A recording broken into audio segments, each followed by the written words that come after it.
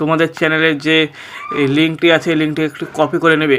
তো কপি করার পর তোমরা সরাসরি চলে যাবে ক্রোম ব্রাউজার অ্যাপ্লিকেশানে। তো ক্রোম ব্রাউজার অ্যাপ্লিকেশানে আসার পর এখানে সার্চ বারে লিখবে ইজ দিস মনিটাইজেড। লেখার পর এখানে সার্চ বারে সার্চ করে দিবে। তারপর তোমরা দেখতে হবে channel monetization checker, find out if a channel is monetized, এটির উপর একটি তোমরা ক্লিক করে দেবে।